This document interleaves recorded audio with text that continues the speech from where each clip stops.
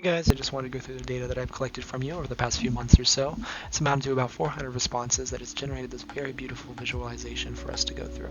So why don't we just dive right into it? Start off, I wanted to start with a regression plane that was generated with respect to the economic axis.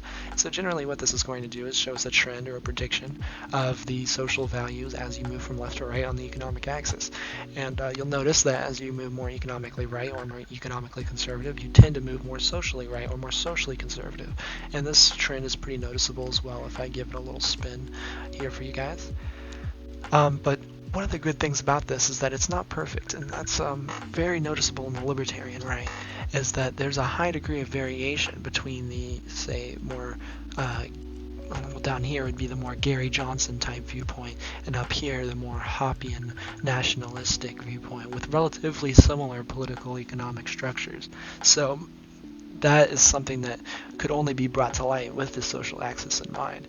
Continuing, we have the regression plane for the authority axis versus the social, or with the authority axis in mind.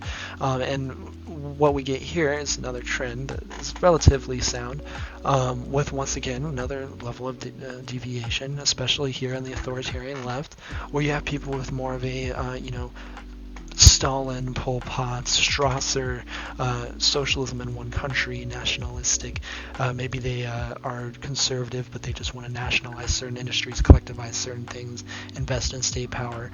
That is one side of things. And then down here, the sort of orthodox Marxist progressive viewpoint that doesn't hold any nationalistic or traditionalistic viewpoints. So that is another thing that is off of the original trend, but is important to keep in mind.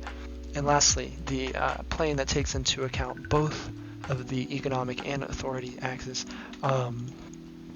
reveals even more for us to learn. You'll notice that the intercept here is at about +1, whereas the intercept here is at about -1, and you'll notice that that's because even though there's a high degree amount of variation, as we've been talking about in both of these quadrants, on average, the libertarian right tends to be more socially right and more socially conservative than the authoritarian left, and that's not surprising. But what is surprising is that around these corners, it's projected that they will have, on average, around a score of 0. So even though that these are a corner, you know, and we consider these people extremists, in terms of social views, they could have, relatively moderate viewpoints. And so that's something that's interesting to consider. And you'll notice also a very steep trend here from the many points that we have for the libertarian left in the very bottom corner, all the way up to these points in the very top right-hand corner here. So yeah, as this is going around here, I just wanted to say thank you guys again for giving me all of this data, and I'm hoping to use it to find out certain biases and overall improve the test. So if you'd like to add your own response or anything like that, just DM me or leave a comment, and follow me on Politigram.compass.